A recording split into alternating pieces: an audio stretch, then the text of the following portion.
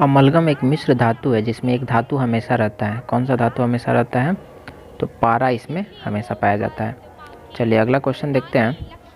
अगला क्वेश्चन है, निम्न में से कौन सा पदार्थ ऑक्सीजन के संयोग नहीं करता है? तो कौन नहीं करता है? तो इसमें सोना नहीं करता है, यानी गोल्ड। गोल्ड जो है वो ऑक्सीजन से संयोग नहीं करता है। चलिए अगला देखते हैं। अगला क्वेश्चन है, कौन विद्युत का सुचालक है? इसमें सुचालक विद्युत का कौन है? तो कौन है?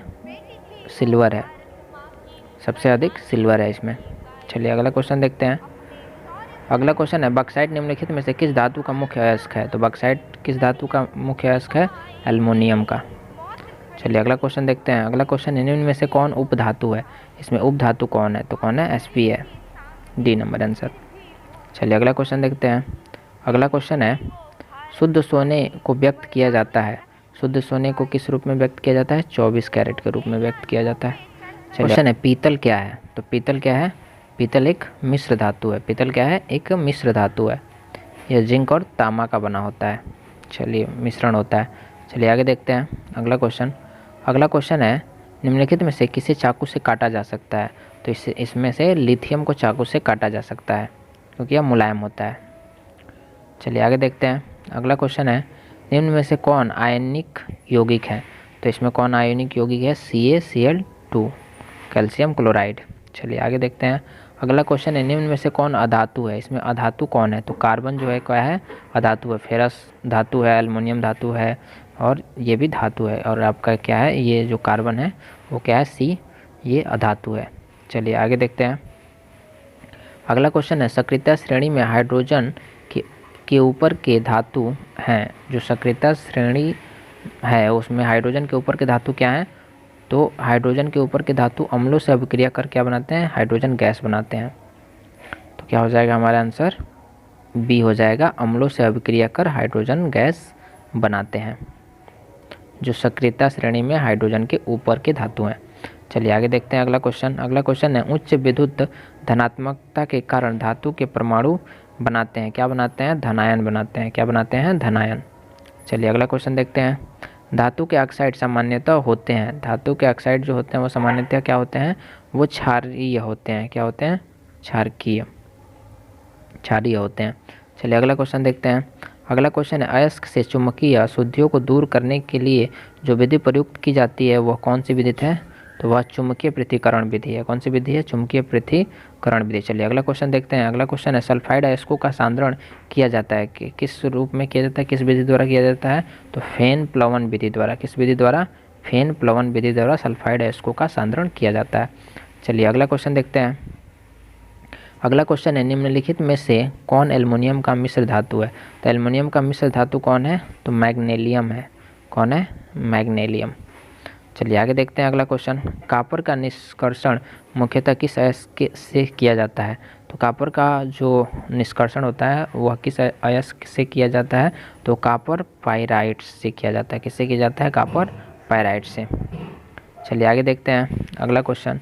अगला क्वेश्चन है, किसी अधातु के परमाणु के बाह्यतम शेल में इलेक्ट्रॉनों की संख्या होती है। तो कितना होती है बाह्यतम कक्षा में अधातु के? तो होता है आपका 4, 5, 6, 7, 8, इसमें से कोई भी हो सकता है। चलिए आगे देखते हैं अगला क्वेश्चन। अगला क्वेश्चन है, साधारण गंधक किस आणविक रूप में पाया जाता है? जो साधारण गंधक होता है वो किस आणविक रूप में पाया जाता है? तो वो S8 के रूप में पाया जाता है। चलिए अगला क्वेश्चन देखते हैं। फास्फोरस का आणविक सूत्र क्या होता है? तो फास्फोरस का आणविक सूत्र P4 होता है। चलिए आगे देखते हैं। अगला क्वेश्चन है, सोना निम्नलिखित में से किस द्रव में घुल जाता है? तो किस द्रव में घुल जाता है वो? तो अम्ल राज में सोना क्या होता है? घुल जाता है। चलिए आगे देखते हैं। आगे क्या है? अगला क्वेश्चन है, कौन सा अधातु कमरे के ताप पर द्रव अवस्था में होता है? अधातु है तो कौन सा होता है द्रव अवस्था में? तो ब्रोमीन होता है। कमरे के ताप पर द्रव अवस्था में होता है अधातु। अगला क्वेश्चन देखते हैं, सीसा और टीन की मिश्र धातु को क्या कहते हैं? सीसा और टीन के मिश्र धातु को सोल्डर कहा जाता है। चलिए आगे देखते हैं अगला क्वेश्चन। अगला क्वेश्चन है, निम्नलिखित में से कौन अधिक अभिक्रियाशील है? इसमें कौन अधिक अभिक्रियाशील है? तो कॉपर अधिक अभिक्रियाशील है। निम्नलिखित में से कौन अति ज्वलनशील है? तो इसमें से कौन अति ज्वलनशील है? श्वेत फास्फोरस। कौन है? श्वेत फास्फोरस। चलिए अगला क्वेश्चन देखते हैं। अगला क्वेश्चन है विद्युत अपघटनी परिष्करण में अशुद्ध धातु को बनाया जाता है। अशुद्ध धातु को क्या बनाया जाता है? एनोड। क्या बनाया जाता है? एनोड। चलिए अगला क्वेश्चन देखते हैं। अगला क्वेश्चन है निम्नलिखित में से सबसे अधिक अभिक्रियाशील धातु कौन है? तो कौन है? डी नंबर हमारा ऑप्शन हो जाएगा। चलिए आगे देखते हैं।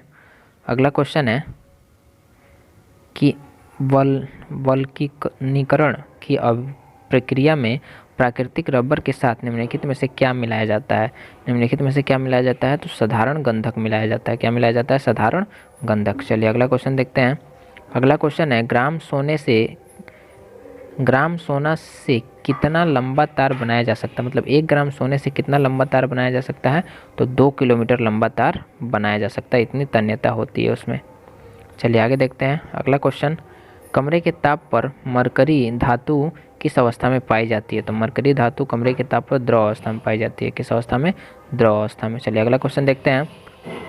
अगला क्वेश्चन है व्यावसायिक स्तर पर एल्युमिनियम धातु का निष्कर्षण किस अयस्क से किया जाता है? तो किस अयस्क से किया जाता है? बॉक्साइट से किया जाता है। इसका सूत्र क्या होता है? Al2O3 2H2O। चलिए आगे देखते हैं अगला क्वेश्चन।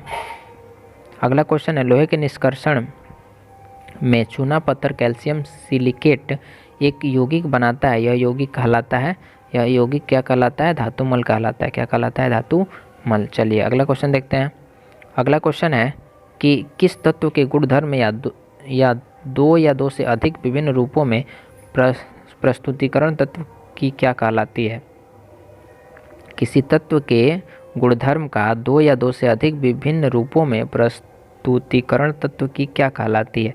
तो यह क्या कहलाता है? अरूपता कहलाता है। क्या कहलाता है? अरूपता। चलिए आगे देखते हैं। अगला क्वेश्चन, धातुओं की प्रकृति होती है। तो धातुओं की प्रकृति कैसी होती है? तो विद्युत धनात्मक होती है। चलिए अगला देखते हैं। अगला क्वेश्चन है लोहा एवं इस्पात को जंग से सुरक्षित रखने के लिए उन पर किस धातु की पतली परत चढ़ाई जाती है? तो इसमें जिंक धातु की पतली परत चढ़ाई जाती है। किस धातु की? जिंक धातु की। चलिए अगला क्वेश्चन देखते हैं। किस रासायनिक यौगिक को गर्म करने पर प्लास्टर ऑफ पेरिस प्राप्त होता है? तो किसको गर्म करने पर प्राप्त होता है? जिप्सम को। जिप्सम को गर्म करने पर हमें क्या प्राप्त होता है? प्लास्टर ऑफ पेरिस प्राप्त होता है जब वो ठंडा हो जाता है। चलिए आगे देखते हैं। अगला क्वेश्चन है निम्नलिखित अभिक्रियाशील। अगला क्वेश्चन है अभिक्रियाशील के इस क्रम में कौन सही है? तो कौन सही है इसमें? हमारा ये वाला सी ऑप्शन सही है। क्या होगा? मैग्नीशियम सबसे ज़्यादा अभिक्रियाशील है, उसके बाद एल्युमिनियम, उसके बाद जिंक, उसके बाद आपका क्या है? फेरस है, लोहा है। चलिए आगे देखते हैं। अगला क्वेश्चन है एक्वारेजिया रॉयल जल, जिसे हम अम्लराज भी कहते हैं, किस अनुपात में सांद्र हाइड्रोक्लोरिक अम्ल एवं सांद्र नाइट्रिक अम्ल का ताज़ा मिश्रण होता है? तो किस अनुपात में होता है? तो 3:1 के अनुपात में होता है। किस अनुपात में? 3:1 के अनुपात में। चलिए आगे देखते हैं। अगला क्वेश्चन है हमारा कि अपने शुद्ध रूप में धातु की सतह होती है। अपने शुद्ध रूप में धातु की सतह कैसी होती है? चमकदार होती है। चलिए आगे क्वेश्चन देखते हैं। अगला क्वेश्चन है धातु का पतले तार के रूप में खींचने की क्षमता को क्या कहते हैं? तो क्या कहलाता है? यह तान्यता कहलाता है। क्या कहलाता है? तान्यता। चलिए आगे देखते हैं। अगला क्वेश्चन है कुछ धातुओं को पीट कर पतली चादर बनाया जा सकता है, इस गुणधर्म को क्या कहते हैं? तो इसको आघातवर्ध्यता कहते हैं। क्या कहते हैं? आघातवर्ध्यता। चलिए आगे देखते हैं। अगला क्वेश्चन है जो धातुएं कठोर सतह से टकराने पर आवाज़ उत्पन्न करती हैं उन्हें क्या कहते हैं? तो उन्हें क्या कहते हैं? हम ध्वनिक कहते हैं। क्या कहते हैं? ध्वनिक या सोनारस। चलिए अगला क्वेश्चन देखते हैं। अगला क्वेश्चन है सबसे अधिक तन्य धातु कौन है? तो इसमें सबसे अधिक तन्य धातु कौन है? सोना है। कौन है? सोना। चलिए अगला क्वेश्चन देखते हैं। अगला क्वेश्चन है इनमें से कौन अधातु होते हुए भी चमकीला होता है? इसमें से कौन है जो अधातु होते हुए भी चमकीला होता है? तो आयोडीन होता है। कौन होता है? आयोडीन। चलिए अगला क्वेश्चन देखते हैं। अगला क्वेश्चन है सबसे कठोर प्राकृतिक पदार्थ कौन है? तो सबसे कठोर प्राकृतिक पदार्थ हीरा है। कौन है? हीरा। चलिए आगे क्वेश्चन देखते हैं। अगला क्वेश्चन है एल्युमिनियम पर मोटी ऑक्साइड की परत चढ़ाने की प्रक्रिया क्या कहलाती है? तो एल्युमिनियम पर मोटी ऑक्साइड की परत चढ़ाने की प्रक्रिया क्या कहलाती है? एनोडीकरण। क्या कहलाता है? एनोडीकरण। एथेन का आणविक सूत्र C2H6 है। इनमें से इसका सहसंयोजक आबंध क्या होता है? तो इसका सहसंयोजक आबंध 7 होता है। क्या होता है? 7। चलिए आगे देखते हैं अगला क्वेश्चन।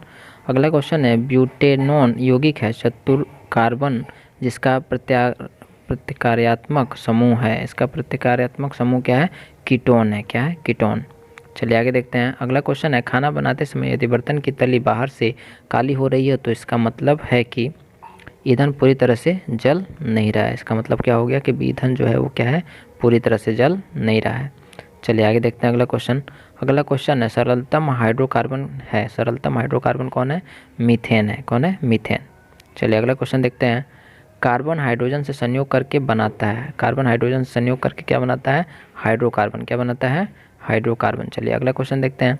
अगला क्वेश्चन है वायुमंडल में CO2 गैस की उपस्थिति कितनी है? तो कितना है? 0.03%। चलिए आगे देखते हैं। अगला क्वेश्चन है सल्फ्यूरिक अम्ल का आणविक सूत्र क्या होता है? तो सल्फ्यूरिक अम्ल का आणविक सूत्र H2SO4 होता है। क्या होता है? H2SO4। चलिए अगला क्वेश्चन देखते हैं। अगला क्वेश्चन है कार्बोक्सिलिक एसिड समूह है। कार्बोक्सिलिक एसिड समूह कौन है? तो कार्बोक्सिलिक एसिड समूह कौन है बॉन्ड COOH। चलिए आगे देखते हैं अगला क्वेश्चन। अगला क्वेश्चन है हमारा इथोलिन में कार्बन के बीच जो आबंध मौजूद होता है वह क्या होता है? तो 2 सिग्मा आबंध होता है। कितना होता है? 2 सिग्मा आबंध। चलिए आगे देखते हैं अगला क्वेश्चन। अगला क्वेश्चन है इथेन में कितने सहसंयोजक आबंध है? तो इथेन में 7 सहसंयोजक आबंध है। चलिए आगे देखते हैं अगला क्वेश्चन। अगला क्वेश्चन है CnH2n+2 किसका सामान्य सूत्र है? तो यह किसका सामान्य सूत्र है? एल्केन का। किसका है? एल्केन का यह सामान्य सूत्र है। चलिए आगे देखते हैं अगला क्वेश्चन। अगला क्वेश्चन है नीला थोथा या तूतिया का रासायनिक सूत्र क्या होता है? तो नीला थोथा या तूतिया का रासायनिक सूत्र CuSO4 5H2O होता है। क्या होता है? CuSO4 5H2O। चलिए अगला आगे देखते हैं। अगला क्वेश्चन है नाइट्रोजन अणु में कितने सहसंयोजन आबंध होते हैं? तो कितने होते हैं? 3। नाइट्रोजन अणु में कितने सहसंयोजन आबंध होते हैं? 3। चलिए आगे के देखते हैं। अगला क्वेश्चन है संगमरमर का रासायनिक सूत्र क्या होता है? तो संगमरमर का रासायनिक सूत्र CaCO3 होता है। ठीक है। चलिए आगे देखते हैं अगला क्वेश्चन। अगला क्वेश्चन है चीनी का रासायनिक सूत्र क्या होता है? तो चीनी का रासायनिक सूत्र होता है आपका C12H22O11। चलिए आगे देखते हैं। अगला क्वेश्चन है सोडियम कार्बोनेट का अणुसूत्र क्या होता है? तो सोडियम कार्बोनेट का अणुसूत्र होता है Na2। क्या होता है? Na2CO3। चलिए आगे देखते हैं अगला क्वेश्चन। अगला क्वेश्चन है कार्बोनिल समूह को सूचित किया जाता है। कार्बोनिल समूह को किससे सूचित किया जाता है? तो बॉन्ड CO द्वारा, सिंगल बॉन्ड CO द्वारा। चलिए आगे देखते हैं। अगला क्वेश्चन है इथाइल अल्कोहल का अणुसूत्र होता है। तो इथाइल अल्कोहल का अणुसूत्र क्या होता है? C2H5OH। C2H5OH। चलिए आगे देखते हैं अगला क्वेश्चन। अगला क्वेश्चन है निम्नलिखित में से कौन सा एरोमेटिक हाइड्रोकार्बन है? तो एरोमेटिक हाइड्रोकार्बन कौन है? C6H6। चलिए आगे देखते हैं अगला क्वेश्चन। अगला क्वेश्चन है निम्न में से किस हाइड्रोकार्बन के बीच 3 आबंध होते हैं? तो इसमें से 3 आबंध किसके साथ होते हैं? C3H4 के साथ। चलिए आगे देखते हैं। अगला क्वेश्चन है निम्न में से कौन युग्म समवयवी है? तो कौन है इसमें से युग्म समवयवी? तो आपका हो जाएगा C2H5OH और C3OCH3।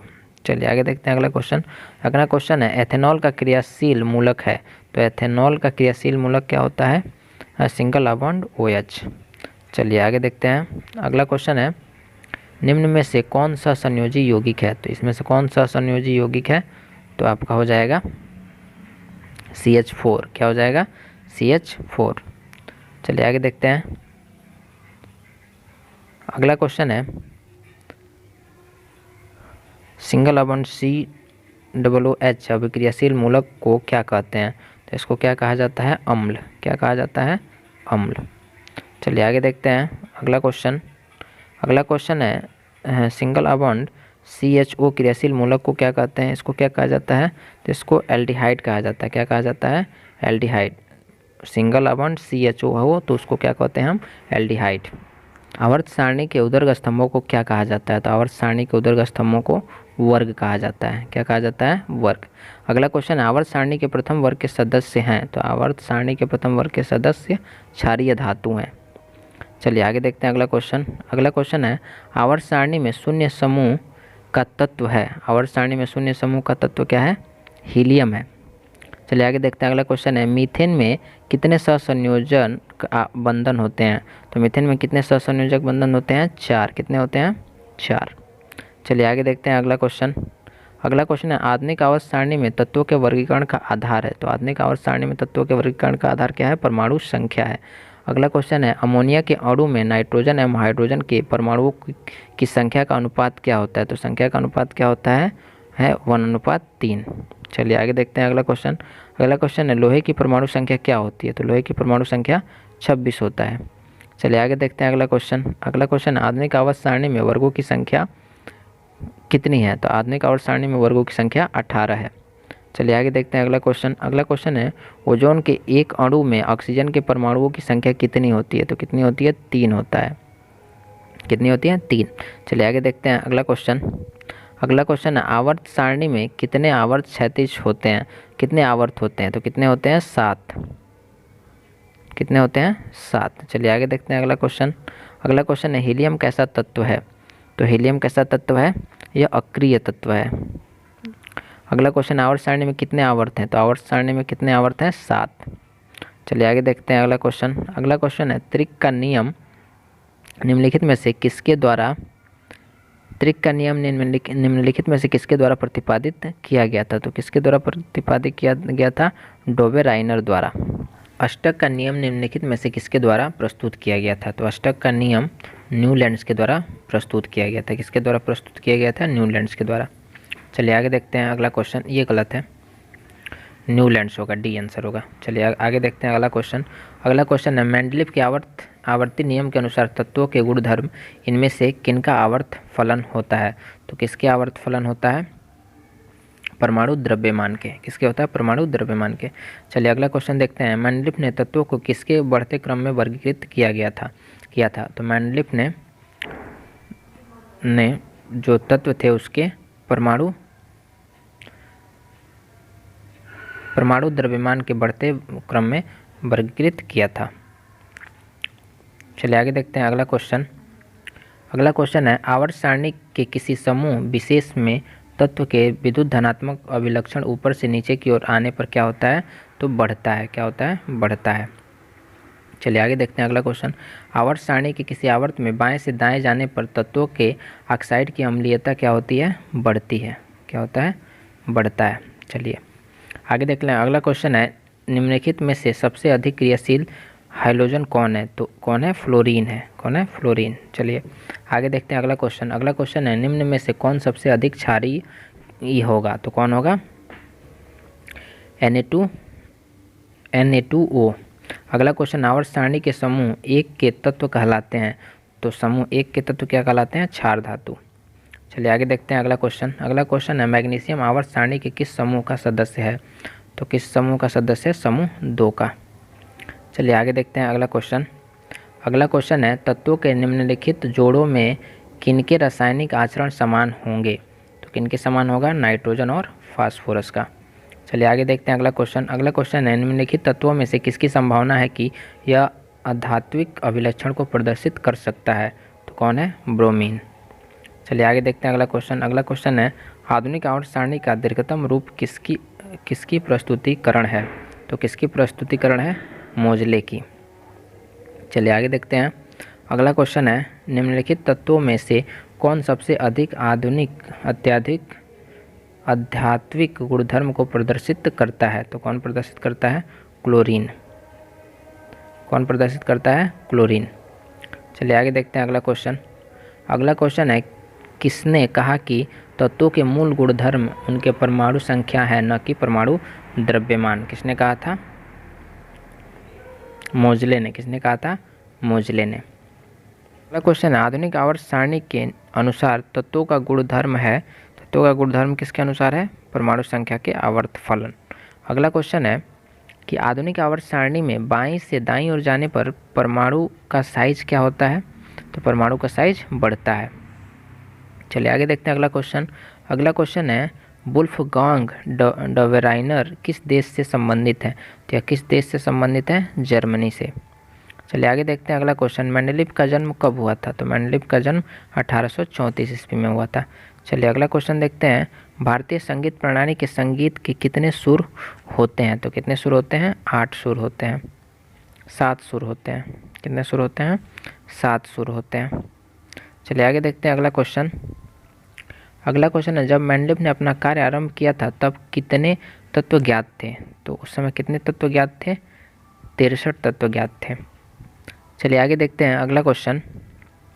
अगला क्वेश्चन है, आधुनिक आवर्त सारणी में परमाणु साइज से क्या पता चलता है? तो परमाणु साइज से क्या पता चलता है?